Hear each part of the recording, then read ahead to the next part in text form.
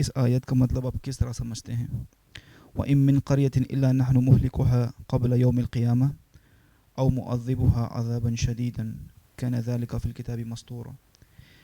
اور ایک سوال میرا کنیکٹڈ اس کے ساتھ یہ ہے کہ میں بھی حال ہی میں سوچ رہا تھا کہ جب عذاب آیا فار ایگزامپل نوح علیہ السلام کی قوم پہ، تو ظاہر سی بات ہے کہ وہ جو قوم وہ کفر کر رہی تھی یا انکار کر رہی تھی اللہ تعالیٰ کا، ان کے بچے تو ہوں گے نا، تو وہ بچوں کا کیا رول رہا ان کے خدا کا انکار کرنا؟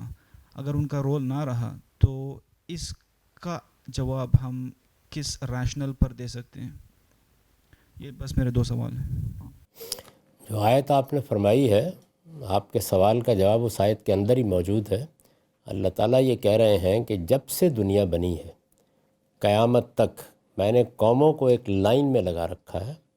جس طرح میں انسانوں کو باری باری وجود میں لاتا ہوں، امتحان سے گزارتا ہوں، ایسے ہی قومیں بھی دنیا کے اسٹیج پر آتی ہیں اور وہ اس سارے مرحلے سے گزرتی ہیں۔ 2 معاملات ہوتے ہیں ان قوموں کے ساتھ، مہلکوہا اور معذبوہا، یعنی یا ان قوموں کی طرف اللہ کا رسول آ جاتا ہے تو ان پر اگر وہ انکار کر دیں تو عذاب آ جاتا ہے، اور یا وہ قدرت کے عمل کے تحت ہلاک ہو جاتی ہیں، خاتمہ ہو جاتا ہے۔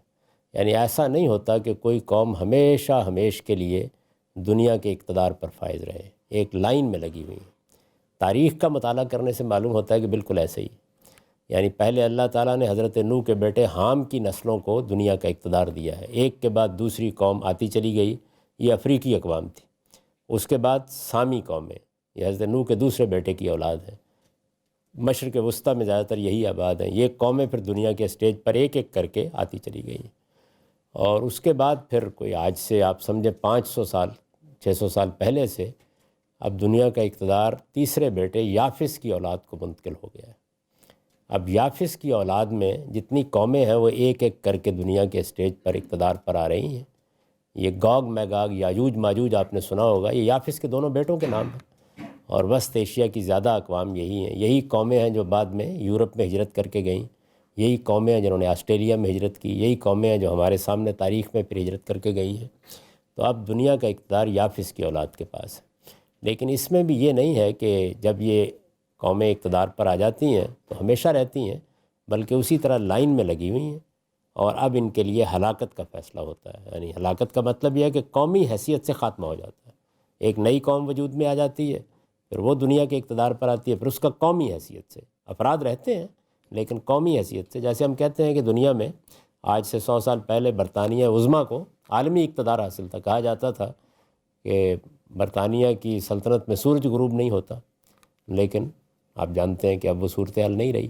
تو یہ ہلاکت کا قانون ہے، اور جب اللہ کا پیغمبر آتا ہے تو پھر عذاب کا قانون کام کرنا شروع کر دیتا ہے۔ یہ جواب ہے اس کا کہ اس میں دونوں چیزیں بیان کر دی گئی ہیں، اور یہ اصل میں اللہ تعالیٰ کی ایک سنت ہے جو قوموں کے بارے میں جاری ہے۔ چنانچہ قرآن مجید نے یہ بتایا ہے کہ جس وقت یہ گوگ میگوگ جو ہیں یافس کی اولاد، یہ ساری دنیا پر پل پڑیں گے، ایک عظیم عالمی انتشار پیدا ہوگا، اسی کے پردے سے قیامت برپا ہو جائے گی۔